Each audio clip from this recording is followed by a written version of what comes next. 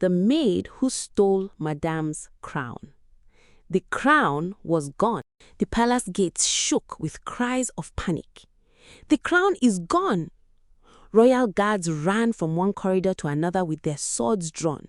Servants dropped their trays in fear. Ministers whispered among themselves. At the center of the palace courtyard stood Queen Adana, her face burning with rage. "My crown has been stolen!" she screamed. "Seal every gate! Nobody leaves this palace alive until the thief is found." Then she pointed at one person. "You, Amina." The young maid froze. The guards grabbed her arms. "I didn't steal it. I swear on my late mother, I have never even touched the queen's crown." But one of the guards reached into Amina's small basket. Inside, wrapped in a white cloth, was the queen's golden crown. The entire palace gasped. Even Amina stared at it in horror. How did this get there?" Queen Adana laughed bitterly. "I took you into this palace when you were hungry. I clothed you, I fed you, and this is how you repay me?" Amina fell to her knees. "My queen, someone is setting me up." The queen's eyes turned cold. "Take her to the dungeon." As the guards dragged her away, an old palace cleaner whispered under her breath, "The wrong woman has been arrested." But before she could say another word, a poisoned arrow flew from the shadows. It struck her in the chest. She collapsed before everyone's eyes. Silence covered the palace. Someone had just murdered the only person who knew the truth. Earlier that morning, Amina had never imagined she would walk inside the royal palace. She was an orphan from a small village, known for her kindness and honesty. Every morning, she swept the palace floors before sunrise and greeted everyone with a smile. While other maids complained, Amina walked quietly. Some loved her, others hated her. The person who hated her most was the queen's chief maid, Zainab. "You think because you are beautiful you'll become important one day?" Zainab mocked. Amina smiled gently. "I only came here to earn an honest living." That answer annoyed Zainab even more. Unknown to Amina, jealousy had already begun growing inside the palace. That afternoon, Queen Adana prepared for the kingdom's great festival. She ordered that her famous golden crown be polished by sunset.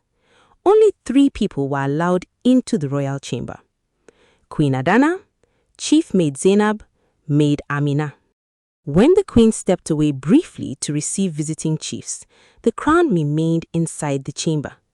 Moments later, the lights suddenly went out. Darkness filled the room. Someone screamed. When the lamps were lit again, the golden crown had disappeared. No one knew who had taken it, or so they claimed. As Amina sat crying inside the dungeon, she heard a deep voice from the next prison cell. "If you want to live, don't trust anyone wearing a royal uniform." Amina slowly turned. The old man smiled sadly. "They didn't just steal the queen's crown. They stole something far more valuable 20 years ago." Amina's heartbeat quickened. "What do you mean?" The old man leaned closer to the bars. "You were never born to be a maid."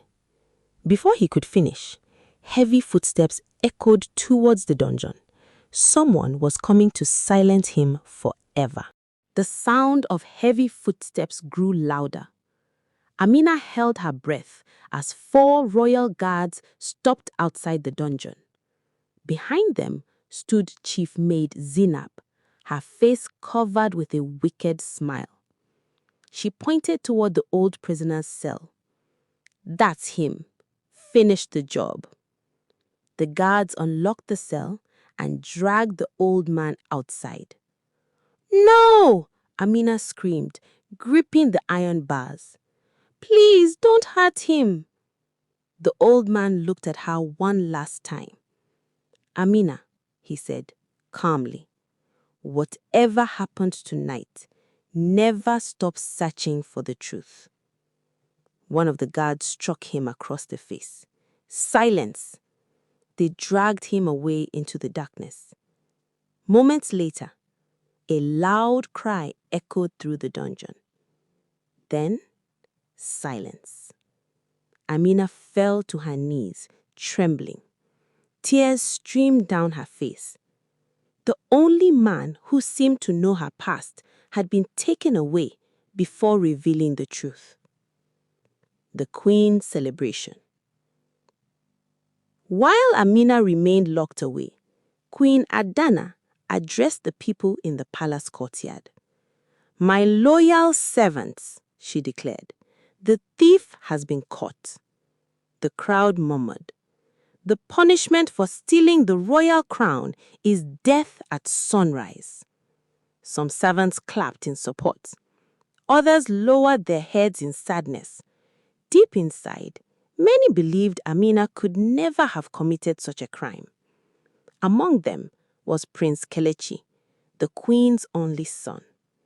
He had always noticed Amina's honesty. She never lied, never stole, and never spoke badly about anyone. When he heard she had been accused, something didn't feel right. "I want to see the evidence myself," he told the captain of the guards. Late that night, Prince Kelechi entered the royal chamber where the crown had disappeared.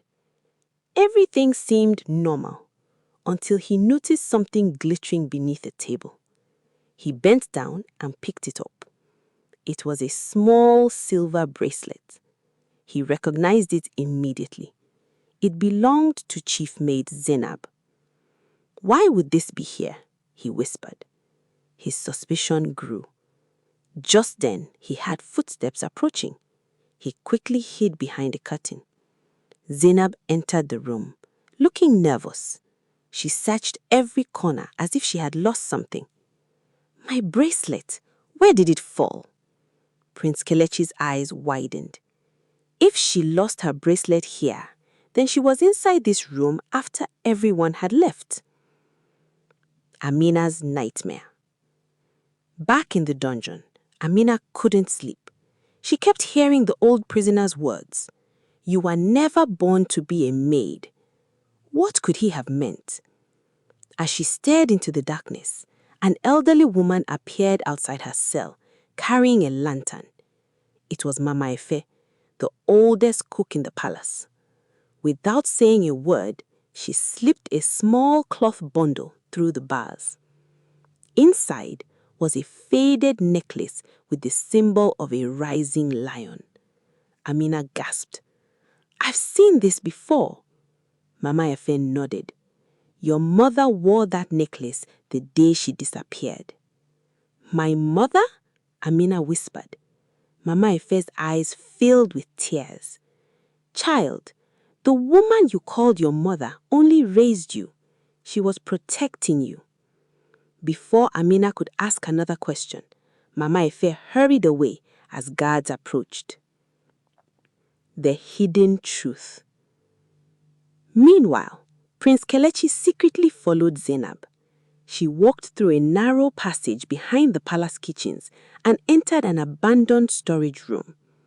Inside, another person was waiting. It was the Queen herself.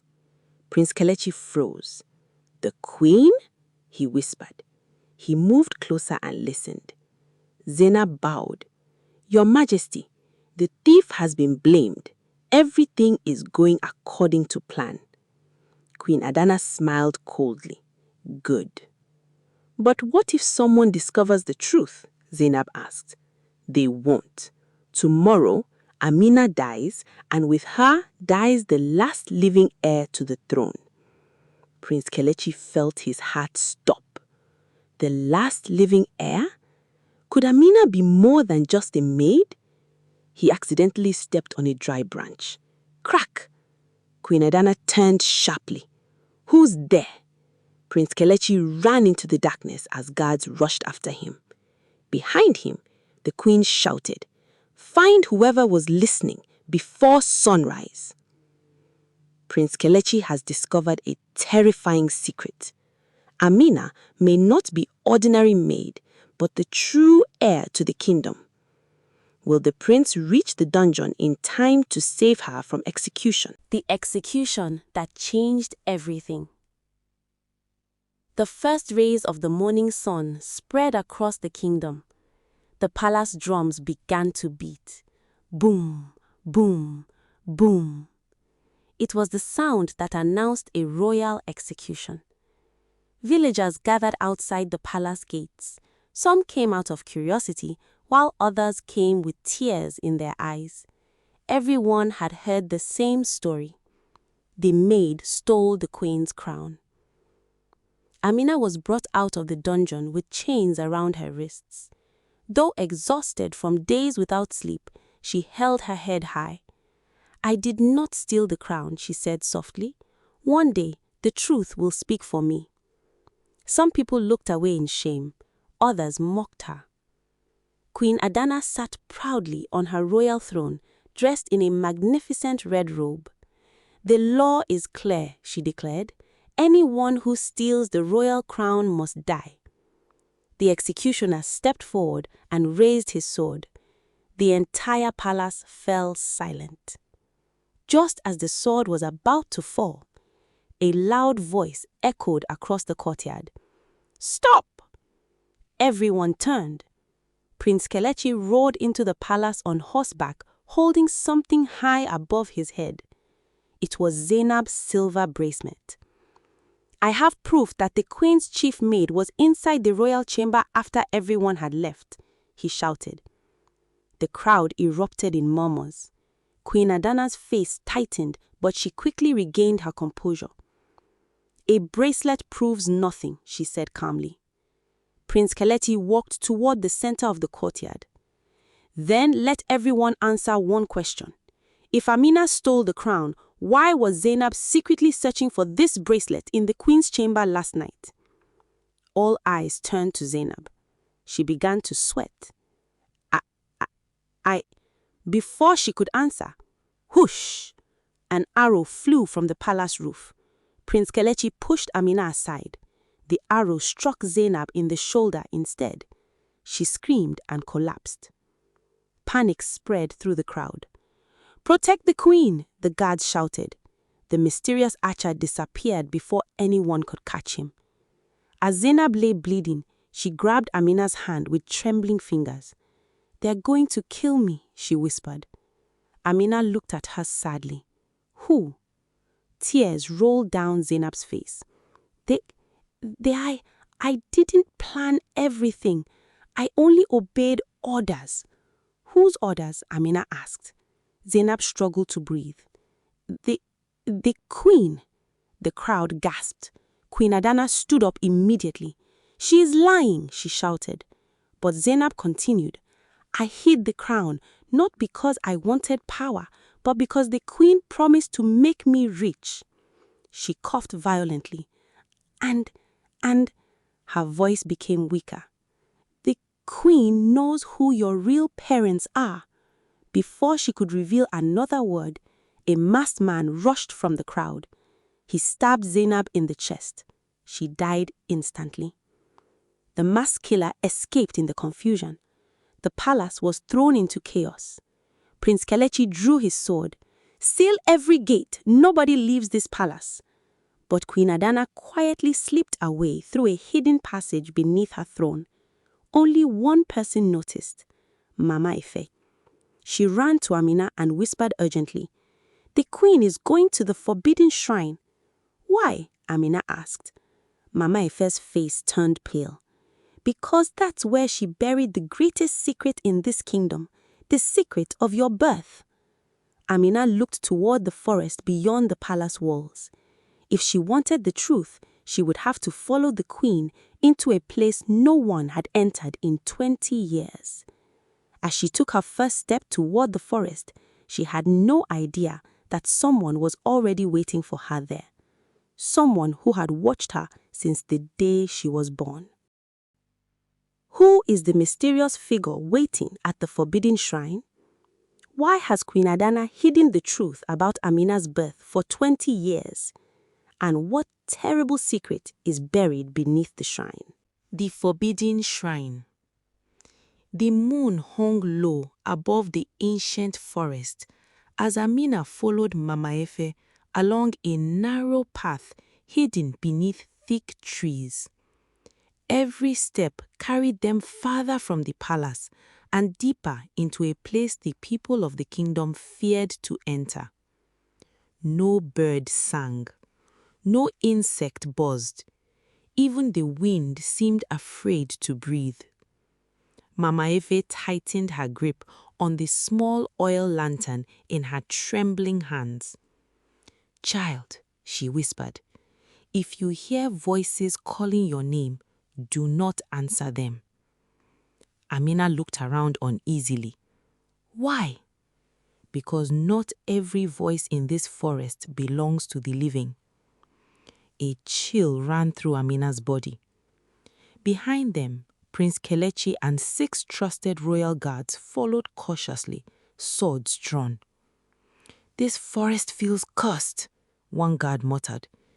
"It has been cursed for 20 years, Mama Efe replied without looking back. Suddenly, a branch snapped behind them. Everyone stopped.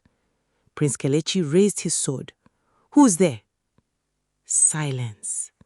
Then a dark figure darted between the trees. "After him!" Prince Kelechi shouted. 2 guards ran into the darkness. Seconds later, their screams echoed through the forest. Then, nothing. The remaining guards froze. "They are gone," one whispered. Prince Kelechi's face hardened. "We move together. Nobody leaves the group again." As they continued, the trees slowly opened into a massive clearing. There it stood, the forbidden shrine. Ancient stone pillars, cracked with age, surrounded a weathered altar covered in thick vines and strange carvings. In the center stood a giant stone lion with glowing emerald eyes.